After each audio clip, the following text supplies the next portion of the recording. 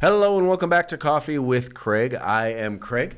Here is my coffee. As you can see, I say that I generally drink 1 cup a day. Now, it happens to be a 32-ounce cup, but it's still 1 cup of coffee a day. I digress. Thank you so much for tuning in. Please make it a point to like and share this video so that your friends and Facebook associates can become our friends and Facebook associates and join in the conversation. Conversation about what? Well, we talk about guns, we talk about gun rights, we talk about the Second Amendment, the right to keep and bear arms as it relates to politics, sports, culture, television, you name it. We try to have a good time here. Anyway, today we're going to be talking about someone who it's kind of a mixed bag for us here in the state of California because Kamala Harris is the former Attorney General for the state of California. And during her tenure here, Kamala Harris was not particularly effective, shall we say, in enforcing the law. During her time as district attorney in San Francisco, she supported their sanctuary city law, which, as we all know, eventually would wind up in resulting in the death of one Kate Steinle by someone who had entered the country illegally numerous times, and yet and still this individual shot and killed an American citizen, and now, as we know, has been set free. Now, with all of that, let's just get back to Ms. Harris, though. So then she became California's Attorney General. And during her time as Attorney General, she made it her focus to go after law-abiding citizens when it came to the right to keep and bear arms. Well, now Kamala Harris has actually been assigned to the Senate Judiciary Committee, which is the committee that is going to that has a lot of say in overseeing the right to keep and bear arms. Those who are going to be making decisions in our judiciary. First of all, it's important to understand exactly where she comes from, because first of all, this is a woman who does not believe in the right to keep and bear arms. I know. Anyway, there's a video that I came across, and this was from back. This was back in 2008 when she was still district attorney there in the city of San Francisco. And I want you to hear and tell me if you got the same feeling from this particular tape that I did from this video in terms of where she stood on the Second Amendment. I was proud when months ago district attorneys from across the country, 17 district attorneys elected from across the country, joined me when I asked them to submit a brief to the United States Supreme Court outlining why this decision, the Heller decision, could impact public safety in a way that could threaten lives across this country. I was disappointed yesterday to read the majority opinion, which did not go far enough. Yes, it acknowledged that the Second Amendment is not an absolute right. Yes, it acknowledged the Second Amendment is not without limitations. However, because of the way the language was used to uphold the Second Amendment as an individual right, the NRA and others will be attacking San Francisco with the belief that the Heller decision equips them with an argument to say that we should not keep guns in locked boxes. They will use this decision to suggest we should not think about common sense regulation of guns in our community geared to keeping innocent people safe. And in that way, this United States Supreme Court decision is going to be manipulated to the advantage of those who can and will and have harmed others. And I think it is reason for all of us to be concerned and to stand up and say that we will support regulation of guns. So now keep in mind, so this is the lady who basically says that once again, maybe I'm hearing her wrong, but first of all, it sounded like she had an issue with the fact that the Second Amendment is an individual right. I don't understand how exactly, as someone who calls herself an attorney, she can even pretend that the Second Amendment, the right to keep and bear arms, is not an individual right. I really do. I don't know how. I think she needs to go back to law school, or at least go to a different law school.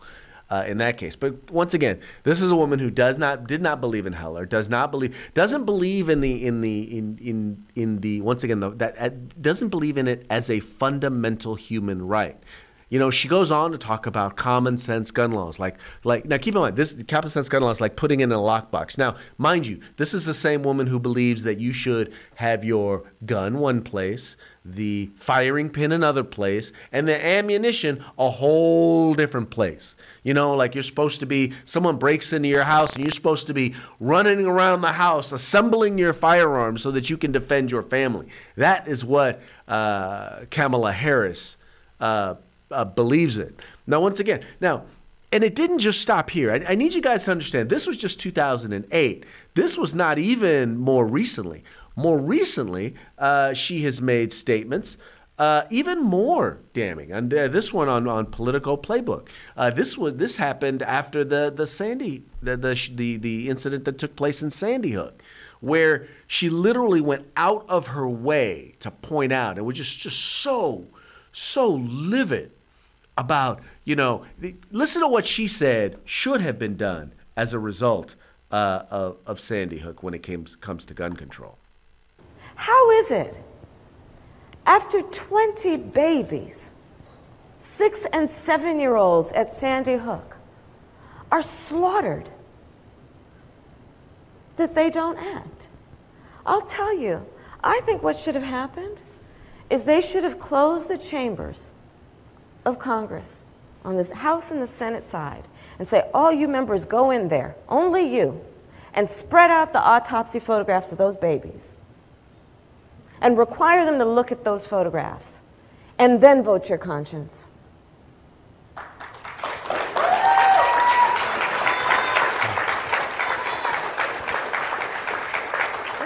It's ridiculous. And by the way, it needs to be said, I support the Second Amendment.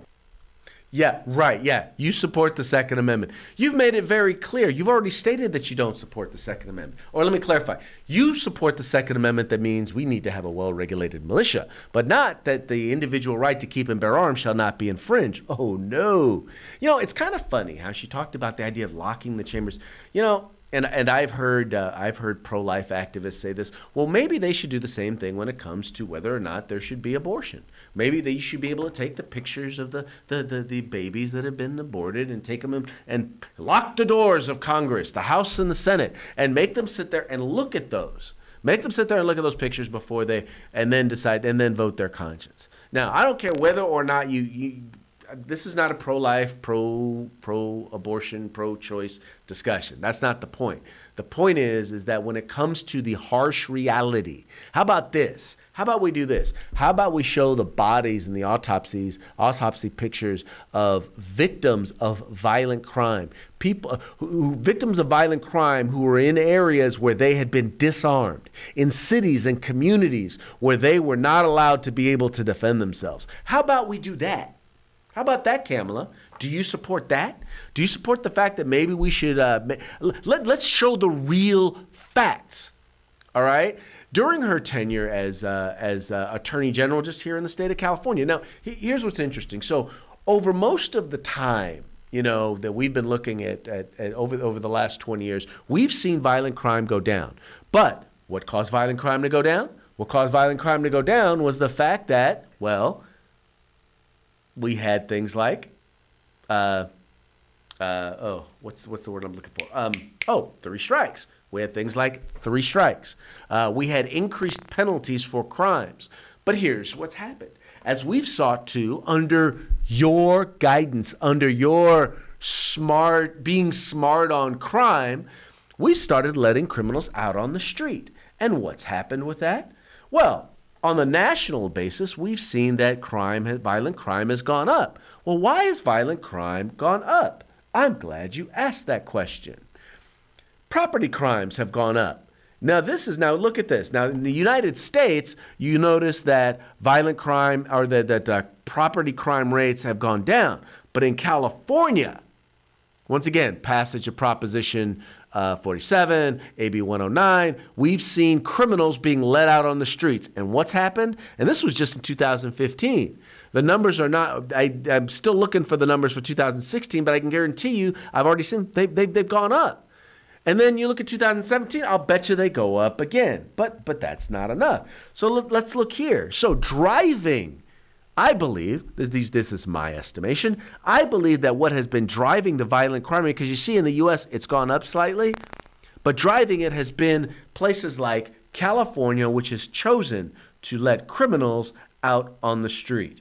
So her perspective is we ought to let criminals out on the streets, and we need to lock up law-abiding gun owners. That is her being smart on crime.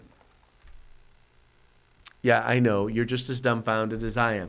But this is why this woman being in charge, or not being in charge of, but being on the Senate Judiciary Committee is such a farce and a fallacy. It is so wrong because this is a woman who never during her time, she didn't make San Francisco safer. She didn't make California safer. And now as a senator, she is a member of the Judiciary Committee. She will not make the United States of America safer. The woman does not deserve to call herself a prosecutor. And if I saw her, I would tell her that to her face. So Kamala Harris, I'll meet you anywhere, and I will tell you to your face, you do not deserve to call yourself a prosecutor. You are, as someone who seeks to violate and subjugate the rights of the people, I would say that you deserve to be prosecuted as opposed to being called a prosecutor. Anyway, folks, that's going to be it for today's Coffee with Craig. Thank you so much for tuning in. Thank you so much for liking and sharing this video and our Facebook page and our YouTube channel, letting everybody know that the Firearms Policy Coalition is the home in the fight for civil rights. Got to use them or we're going to lose them. If you like our videos, follow, subscribe, like, and share.